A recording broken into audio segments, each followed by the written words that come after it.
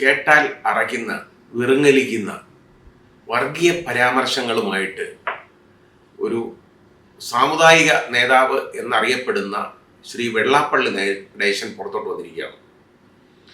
കുറേ നാളായിട്ട് ഇങ്ങനെയുള്ള വിഷമിപ്പിക്കുന്ന വാക്കുകൾ അദ്ദേഹം പരസ്യമായിട്ട് പറഞ്ഞു തുടങ്ങി.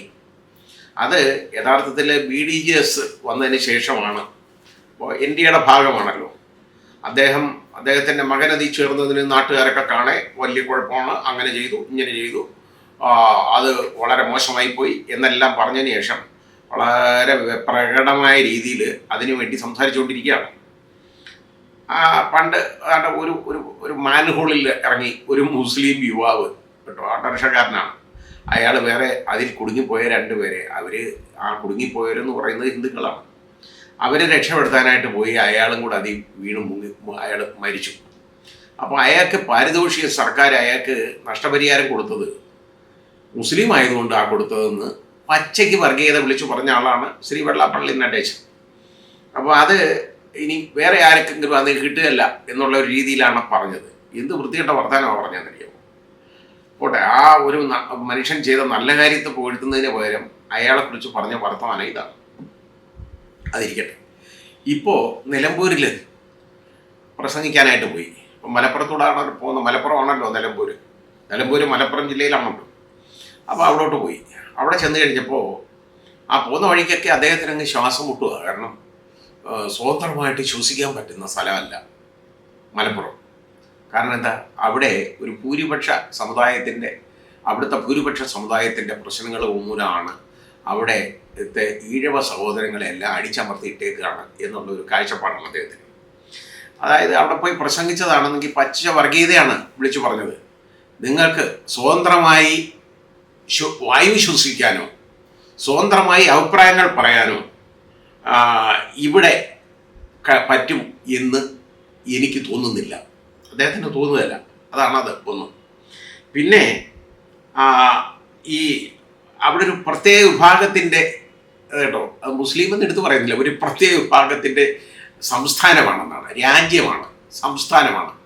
ഇതൊക്കെ വിളിച്ച് പുലമ്പുമ്പോൾ ആലോചിക്കണം, ഇതാരാ പറയുന്നതെന്നൊന്ന് ആലോചിക്കണം. നിങ്ങളെപ്പോലുള്ള ഒരു മനുഷ്യൻ യഥാർത്ഥത്തിൽ, അതായത് കേരളത്തിൻ്റെ ചരിത്രം പഠിച്ചേക്കുന്ന ഒരാൾക്ക് ഇത് പറയാൻ പറ്റും. മലപ്പുറത്തിൻ്റെ ചരിത്രം മനസ്സിലാക്കിയേക്കുന്ന ഒരു മനുഷ്യന്, അക്ഷരാഭ്യാസമുള്ള ഒരാൾക്ക് പറയാൻ പറ്റിയ കാര്യങ്ങളല്ല. അതിന് വിദ്യാഭ്യാസവും വിവരവും വേണം. അതാണ് പ്രശ്നം. അതില്ലാത്ത ആളുകൾ ഈ സമുദായ തലപ്പത്തേക്ക് വരുമ്പോൾ ഇത്തരം പ്രശ്നങ്ങളുണ്ടാവും. ഈ മലപ്പുറം ജില്ലയെക്കുറിച്ച് നിങ്ങൾ എന്താ മനസ്സിലാക്കിയിരിക്കുന്നത്? നിങ്ങൾ അതിൻ്റെ ചരിത്രം ഒന്ന് പഠിക്കണ്ടേ? മലപ്പുറം നമ്മുടെ കേരളത്തിന്, നമ്മുടെ ലോകത്തിന് തന്നെ, നമ്മുടെ രാജ്യത്തിന്, ലോകത്തിന് നിൽക്കുന്ന സംഭാവനകൾ എന്താണെന്നൊന്ന് മനസ്സിലാക്കണ്ടേ? അപ്പോൾ മലപ്പുറം ആരുടെ നാടാണ് യഥാർത്ഥത്തിൽ? ഈ എഴുത്തച്ഛൻ എന്ന് പറയുന്ന ഒരാളെ കേട്ടിട്ടുണ്ടോ? അദ്ദേഹത്തിൻ്റെ, അതായത് തുഞ്ചൻ പറമ്പ് എന്ന് പറയുന്ന ഇപ്പോൾ ഒരു സാംസ്കാരിക കേന്ദ്രമാണ് ഇപ്പോൾ മലപ്പുറത്തുള്ള തുഞ്ചൻ പറമ്പ്. അവിടാണ് നമ്മുടെ എഴുത്തച്ഛൻ ജനിച്ചത്. അത് മനസ്സിലാക്കണം. മലയാള ഭാഷയുടെ കാരണവരാണ് അദ്ദേഹം. അതെല്ലാവരും അംഗീകരിക്കുന്നതാണല്ലോ. ജനിച്ചത് അവിടെ ആണ്, അദ്ദേഹം ജനിച്ച അവിടെയാണ്. വേണ്ട, പൂന്താനം, നമ്മളെല്ലാം ഇഷ്ടപ്പെടുന്ന കാനപ്പാനയൊക്കെ ഉണ്ടല്ലോ, അത് രചിച്ച പൂന്താനം എന്ന് പറയുന്ന ആള്, പൂന്താനം ഇല്ല എവിടെ ഉള്ളത്? അതും മലപ്പുറം ജില്ലയിലാണ്. ഇതേപോലെ എത്ര പേരാണ്? വേണ്ട, നമ്മുടെ യഥാർത്ഥത്തിൽ നമ്മുടെ ഏറ്റവും വലിയ നവോത്ഥാന നായകൻ എന്ന് പറയാൻ നമുക്ക് പറ്റുന്ന ഒരാൾ, അതായത് സഖാവ് EMS നമ്പൂതിരിപ്പാട്, നമ്മുടെ മുഖ്യമന്ത്രിയായിരുന്നു, കേരളത്തിൻ്റെ മുൻ മുഖ്യമന്ത്രി. അദ്ദേഹം ജനിച്ച എവിടെയാണ്? മലപ്പുറം ജില്ലയിലാണ്. അപ്പോൾ അദ്ദേഹത്തിൻ്റെ ഇല്ലം മലപ്പുറം ജില്ലയിലാണ്.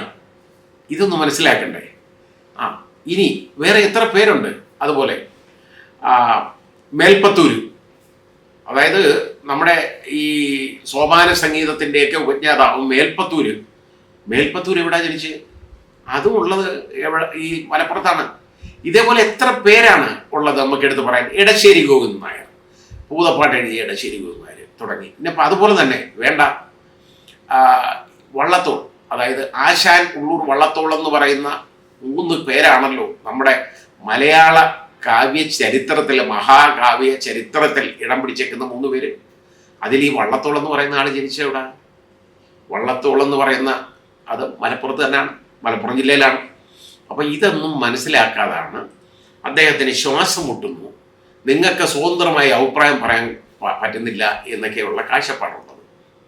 അതുപോലെ അങ്ങോട്ട് ഞാൻ ഇങ്ങോട്ട് വരാറില്ല, എന്നെ വിളിക്കാറുണ്ടെങ്കിലും ഞാൻ ഇങ്ങോട്ട് വരാറില്ലാത്തത് നിങ്ങൾക്ക് മലപ്പുറത്തോട് താല്പര്യമില്ലാത്തതുകൊണ്ടാണ് നിങ്ങൾ പോകാത്തത്.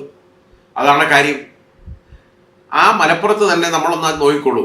മഞ്ചേരിയിൽ ഒരു പ്രശസ്തമായ NSS കോളേജിൽ എത്ര വർഷങ്ങളായിട്ട് നിലനിൽക്കുന്ന സ്ഥാപനമാണ്. അവിടെ നായർ സമുദായത്തിൽപ്പെട്ടവർ മാത്രം ഉള്ളതുകൊണ്ടാണോ അവിടെ NSS കോളേജ് ഉള്ളത്? ഒരിക്കലുമല്ല. അവിടെ അവർ NSS അവിടെ ഒരു കോളേജ് വേണമെന്ന് പറഞ്ഞു, അവർക്ക് കിട്ടി. നിങ്ങൾക്ക് വേണ്ടാത്തതുകൊണ്ട് നിങ്ങൾക്ക് കിട്ടിയില്ല. അതിന് നിങ്ങൾ കുശുമ്പ് പറഞ്ഞുകൊണ്ടോ അസൂയ പറഞ്ഞുകൊണ്ടോ വർഗീയ വിഷം തുപ്പിയതുകൊണ്ടോ കാര്യമുണ്ടോ? ഇല്ല. ഇനി ഇതിന് കാരണമുണ്ട്, നിങ്ങൾ പറയുന്നതിന് യഥാർത്ഥ കാരണങ്ങളുണ്ട്. കാരണം എന്താണെന്നറിയോ, നിങ്ങൾക്ക് ഒരുപാട് ഭയക്കാനുണ്ട്. നിങ്ങൾക്ക് കേന്ദ്രത്തിലിരിക്കുന്ന സർക്കാരിനെ, അതായത് യൂണിയൻ ഗവൺമെൻറ് നിങ്ങൾക്ക് വേണം, നിർബന്ധമാണ്. അവരെ പിണങ്ങിക്കഴിഞ്ഞാലുള്ള കുഴപ്പമെന്ന് പറഞ്ഞാൽ ED റെയ്ഡ്, ഇൻകം ടാക്സ്, അതുപോലെ CBI തുടങ്ങിയ പ്രസ്ഥാനങ്ങളിലോട്ട് കയറും. അതേപോലെ തന്നെ നിങ്ങൾക്ക് കേരളത്തെ ഗവൺമെൻറ് വേണം. അതുകൊണ്ടാണ് ഇനിയും ഇടതുപക്ഷത്തിന് തുടർഭരണം ഉണ്ടാവണം. അതുപോലെ അങ്ങനെ വരുമ്പോൾ ശ്രീ പിണറായി വിജയൻ തന്നെ മുഖ്യമന്ത്രിയാവണം എന്നും നിങ്ങൾ നാഴിക്ക് 40 വട്ടം വിളിച്ചു പറയുന്നല്ലോ. അതിൻ്റെ കാരണം എന്താണെന്ന് എനിക്കറിയാം.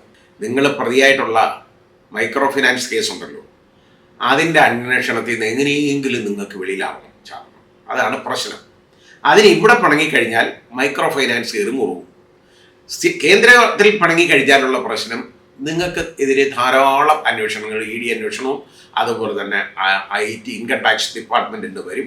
ഇതിങ്ങനെയുള്ള അന്വേഷണങ്ങളെല്ലാം വരും. ഈ ബുദ്ധിമുട്ട് ഇപ്പം നമ്മൾ കാണുന്നുണ്ടല്ലോ.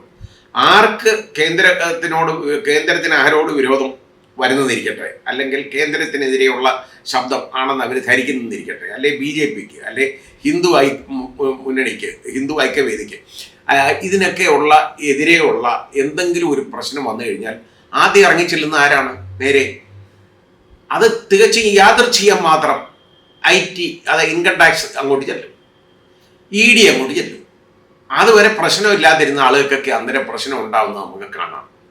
പിന്നെ അത് മാത്രമല്ല, ഈ നിങ്ങൾക്കെതിരെ നിൽക്കുന്ന ആൾ ഗോകുലനുണ്ട് നിങ്ങളുടെ സമുദായത്തിലെ യഥാർത്ഥത്തിൽ പല കാര്യങ്ങളിലും. അപ്പോൾ ഗോകുലനെ ഒന്ന് ഒതുക്കണം, അത് നിങ്ങളുടെ ആവശ്യമാണ്.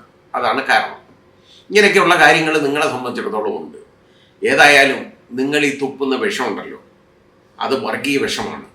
നിങ്ങൾ യഥാർത്ഥത്തിൽ ഇവിടുത്തെ നവോത്ഥാന സമിതിയുടെ ചെയർമാനായിട്ടിരിക്കല്ലേ? അതാണ് ഏറ്റവും രസകരമായ കാര്യം. നിങ്ങളെ തന്നെ ഈ സമിതിയുടെ ചെയർമാനാക്കണം കേട്ടോ. കാരണം നല്ല ഒന്നാം തരം നവോത്ഥാന നായകനാണ് നിങ്ങൾ.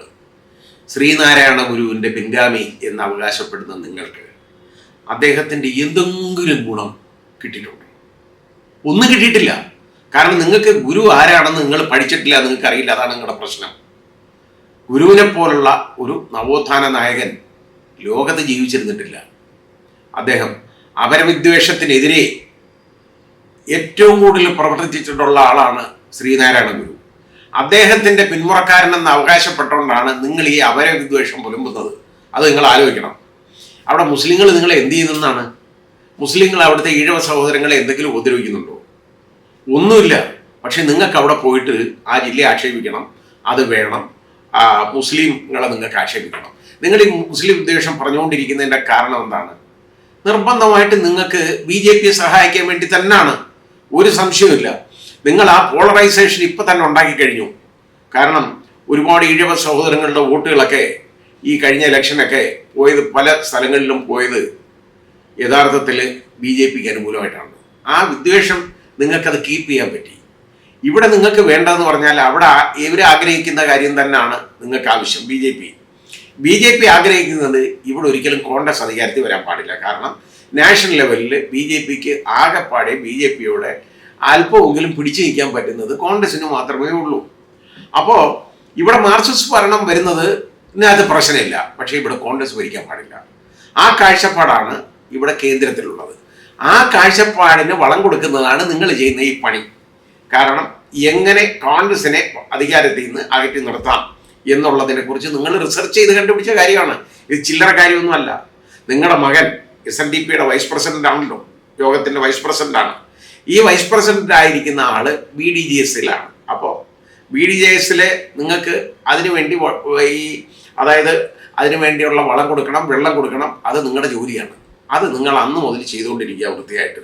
പക്ഷേ അത് നിങ്ങൾ ചെയ്തോളൂ. എന്നാലും നമ്മുടെ സാമുദായിക സ്പർദ്ധ ഉണ്ടാക്കുന്ന ഈ ഇങ്ങനെയുള്ള കാര്യങ്ങൾ, അതിൽ നിന്ന് നിങ്ങളൊരു സമുദായത്തിൻ്റെ നേതാവല്ലേ, ചെയ്യാൻ പാടില്ല. അങ്ങനെ ഒരിക്കലും ചെയ്യാൻ പാടില്ല. ഇതൊരു മുസ്ലിം പറഞ്ഞാലും ഞാൻ ഇത് തന്നെ പറയും. ഇപ്പം മുസ്ലിങ്ങൾക്കെതിരെ പറഞ്ഞതല്ല എൻ്റെ പ്രശ്നം. ഒരു വിഭാഗം എന്ന് നിങ്ങൾ പറഞ്ഞുകൊണ്ടിരിക്കുന്ന ഒരു ജില്ലയെ കൽപ്പിച്ചു കൂട്ടി അതൊരു രാജ്യമാണെന്നും അതൊരു പ്രത്യേക വിഭാഗത്തിൻ്റെ രാജ്യമാണെന്നും അതിലേക്കൂടെ പോയാൽ നിങ്ങൾക്ക് ശ്വാസം മുട്ടുമെന്നും അവിടെ ജീവിച്ചുകൊണ്ട് സ്വതന്ത്രമായി വായു ശ്വസിക്കാൻ ഒക്കത്തില്ല എന്നുമൊക്കെ നിങ്ങൾ വിളിച്ചു പറഞ്ഞു. യഥാർത്ഥത്തിൽ ഈ അപരവിദ്വേഷം എന്ന് പറയുന്നത് SNDP യോഗത്തിൻ്റെ നിങ്ങളിരിക്കുന്നത് കുമാരനാശാനൊക്കെ ഇരുന്ന കസേരയാണ്. അതിൽ ഇരുന്നുകൊണ്ട് നിങ്ങൾക്ക് ഇത് വിളിച്ചു പറയുന്നത് ശരിയാണോ എന്ന് നിങ്ങൾ ചിന്തിക്കണം. 2 വട്ടം നിങ്ങൾ ആലോചിക്കുക.